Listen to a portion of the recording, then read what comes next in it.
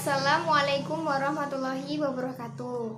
Kami dari kelompok 7 akuntansi zakat kelas 5G akan menjelaskan tentang zakat kontemporer lainnya yang akan disampaikan oleh saya, Devi Nurhidayati, kemudian Anissa Amalia, lalu Eli Erviana dan juga Ananda Septiliana. Fikih kontemporer. Fikih zakat kontemporer dapat dijadikan sebagai referensi dalam menghadapi terjadinya perbedaan di tengah-tengah kehidupan kaum muslimin sekarang ini. Nah, sehingga kaum muslimin ini memiliki pijakan implementasi zakat dengan kasus-kasus yang bersifat kontemporer. Nah, banyak di antara kita, termasuk juga saya itu belum mengetahui secara detail tentang apa saja sih yang dikenakan zakat itu, gitu ya. Jadi di dalam materi ini nanti dijelaskan macam-macamnya yang termasuk zakat kontemporer gitu. Dalam buku Sri Nur Hayati mengutip dari Kementerian Agama Republik Indonesia tahun 2013 ya, itu ada beberapa alasan yang dimungkinkan kenapa zakat itu ada di dalam konteks kekinian seperti itu. Nah, yang pertama adalah pemahaman ayat secara umum. Banyak kita jumpai di dalam Al-Quran itu ayat-ayat yang menyerukan tentang zakat. Salah satunya itu ada kalimat atau ayat wa aqimus sholata wa atuz zakat. Dan yang berarti itu adalah laksanakan sholat dan tunaikanlah zakat. Nah, di ayat tersebut sudah jelas bahwa Allah memerintahkan kita untuk berzakat. Yang kedua adalah para ulama ini yang memiliki perbedaan pendapat. Yang ketiga adalah pandangan keadilan dalam Islam. Yang keempat adalah perkembangan umat manusia dengan bidang ekonomi. Jadi di bidang ekonomi yang sekarang ini memungkinkan adanya zakat di konteks kekinian gitu. Selanjutnya adalah macam-macam zakat kontemporer. Yang pertama ada zakat profesi yang sudah dibahas di bab sebelumnya, yang secara garis besar yaitu zakat yang dikenakan pada setiap pekerjaan atau keahlian profesional tertentu. Yang kedua ada zakat tanah. Nah, zakat tanah ini ada dua, yaitu tanah kosong dan juga tanah yang bersifat produktif. Tanah kosong atau lahan yang tidak dimanfaatkan itu berarti tidak ada kewajiban untuk menzakatinya. Nah, kewajiban zakat ini baru akan dikenakan pada tanah yang bersifat produktif atau diperjualbelikan dengan mencapai nisab dan juga haul, dan perhitungannya itu berdasarkan emas dan perak yaitu 85 gram dan dengan tarif 2,5%. Yang ketiga adalah zakat pada laundry. Peralatan yang digunakan untuk laundry itu tidak dianggap sebagai barang dagangan karena si pemilik laundry itu menghendaki untuk pemakaian berkelanjutan terhadap barang-barang ini gitu. Jadi di sini peralatan ini tuh statusnya sama dengan perabotan rumah tangga, maka tidak wajib untuk dizakati. Nah, yang dizakati itu adalah hasil dari usahanya. Hasil dari usaha laundry tersebut digabungkan dengan uang yang dimiliki dengan memenuhi syarat nisab dan juga haul. Dan zakatnya ini dipatokkan dengan perhitungan emas perak yaitu 85 gram dan tarif sebesar 2,5%. Nah, contohnya adalah seperti ini. Bu Amir memiliki usaha laundry yang bernama Laundry Cuci Bersih yang rata-rata penghasilannya itu sehari adalah 500.000. Nah, nisabnya itu tadi 85 gram. Nah, dikalikan dengan harga emas saat ini misalnya 300.000, maka ketemu nisabnya adalah 25.500.000 rupiah. Nah, kita hitung penghasilan dari Bu Amir dulu. Penghasilan dari Bu Amir itu 500.000 dikali 28 hari. Di sini asumsi 1 bulan itu saya ambil 28 karena mungkin ada hari libur gitu ya, jadi 28 hari dan dikalikan 1 tahun yaitu 12 bulan sama dengan 168 juta.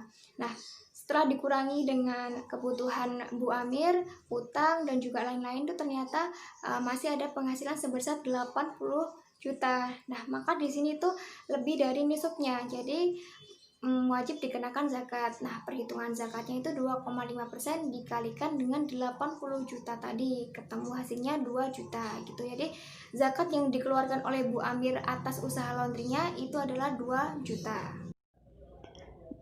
Materi yang selanjutnya yaitu zakat tanah pertanian yang dijual. Yang dimaksudkan di sini yaitu zakat yang dikeluarkan ketika tanah pertanian tersebut telah dijual, baik itu secara tunai maupun secara kredit. apabila tanah pertanian tersebut dijual secara tunai, maka zakat yang dikeluarkan yaitu saat sang pemilik tanah pertanian tersebut menerima pembayaran dari hasil penjualan tersebut. Adapun besaran untuk pengeluaran zakatnya yaitu 2,5% dari hasil penjualan tanah pertanian tersebut. Sebelum pemilik tanah pertanian tersebut menjual tanah pertaniannya, maka tidak diwajibkan untuk mengeluarkan zakat karena tanah pertanian tersebut bukan merupakan modal usaha. Zakat dikeluarkan ketika tanah pertanian tersebut telah terjual. Kemudian apabila tanah pertanian tersebut dijual secara kredit, maka ia mengeluarkan zakatnya, mengeluarkan pembayaran zakatnya dengan sistem kredit seperti utang, yaitu ketika menerima pembayaran kredit pada tahun pertama, maka ia melakukan zakat pada tahun pertama untuk pertama kalinya sebesar 2,5%. Kemudian untuk penerimaan kredit pada tahun kedua, maka ia melakukan zakat untuk yang kedua kalinya sebesar 2,5% juga. Begitupun seterusnya. Materi selanjutnya yaitu zakat mobil pribadi. Yang dimaksudkan kali ini yaitu zakat yang tidak dikeluarkan atas mobil yang digunakan untuk kepentingan pribadi, kecuali untuk usaha. Pemilik mobil pribadi tidak diwajibkan untuk mengeluarkan zakat atas mobil pribadinya, karena segala sesuatu yang digunakan untuk kepentingan pribadi itu tidak diwajibkan untuk mengeluarkan zakat. Hal ini berdasarkan pada sabda Nabi Shallallahu Alaihi Wasallam. Akan berbeda ketika mobil tersebut direntalkan. Sementara itu, zakat atas usaha rental mobil yang dimaksud adalah zakat yang dikenakan pada kendaraan atau mobil yang digunakan untuk operasi usaha rental.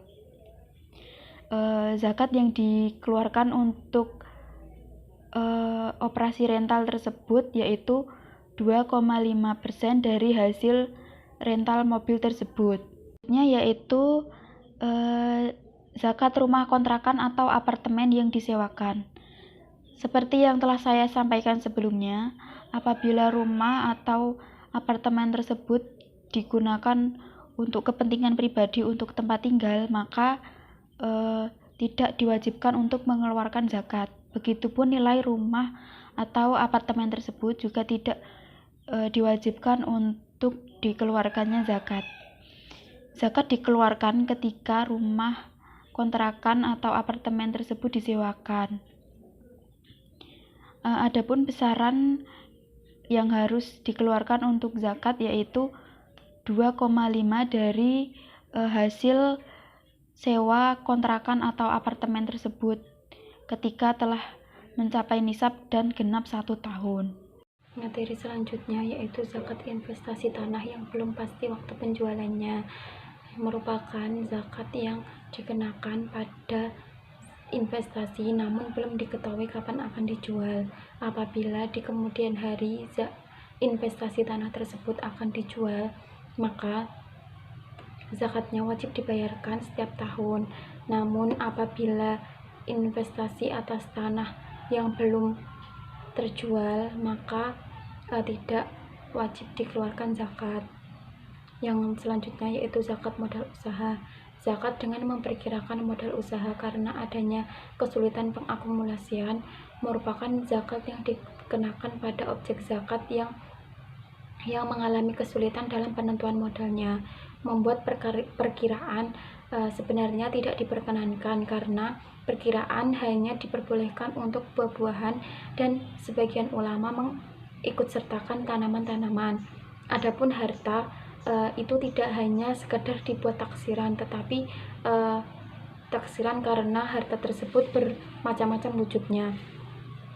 Nah, sedangkan zakat modal usaha yang dikeluarkan pada saat pembelian dan pembelian atau nilai modal yang sudah genap 1 tahun merupakan zakat yang dikenakan pada modal usaha.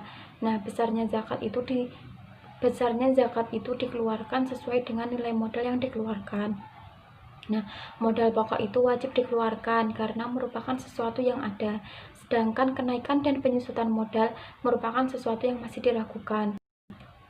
Selanjutnya yaitu zakat saham. Saham pada masa Rasulullah dan para sahabat itu belum ada, sehingga pengakuan kepemilikan sebuah perusahaan itu hanya pada perdagangan komoditas real seperti layaknya pasar, dan belum dipresentasikan dalam saham. Menurut ulama besar seperti Abu Zahra, Abdurrahman Hasan, dan Khalaf berpendapat bahwa saham dan obligasi itu termasuk objek zakat karena pemiliknya itu memperoleh keuntungan dari penjualannya seperti jual beli, sehingga wajib dizakati. Selanjutnya yaitu zakat untuk biaya pernikahan.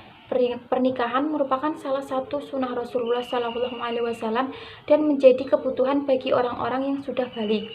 Namun ada kendala pasangan yang ingin menikah, yaitu tidak memiliki biaya pernikahan. Oleh karena itu, para ulama sepakat memperbolehkan jika zakat tersebut diberikan kepada orang-orang yang memasuki usia menikah, tetapi tidak mempunyai biaya pernikahan dan tidak ada orang yang menafkahi untuk kebutuhan menikah. Orang tersebut berhak menerima zakat karena pada pandangan fikih klasik merupakan kategori orang miskin atau orang yang berhak menerima zakat. Hal ini dilakukan agar orang tersebut tidak terjebak situasi yang sulit dan menyebabkan meminta-minta atau mengemis kepada orang lain. Dan Rasulullah SAW melarang umatnya itu meminta-minta kecuali 3 perkara. Salah satunya yaitu pada hadis riwayat Muslim 1044 yang mempunyai isi, dan seseorang yang tertimpa kesulitan sehingga menghabiskan hartanya, maka halal baginya meminta-minta sampai ia meminta kecukupan kebutuhan hidupnya. Nah, dan kecukupan itu termasuk juga biaya pernikahan karena merupakan kebutuhan hidup. Selanjutnya, zakat yang diputar untuk modal usaha. Dilarangnya pemanfaatan zakat sebagai modal usaha ini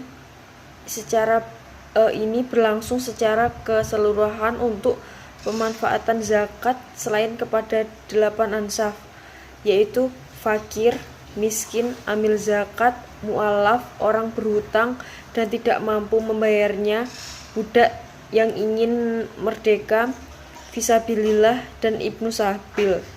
Termasuk di dalamnya perkara pinjaman meminjam dana zakat kepada orang lain dan berbagai perkara lain yang dapat dipedomani dalam isu-isu kontemporer.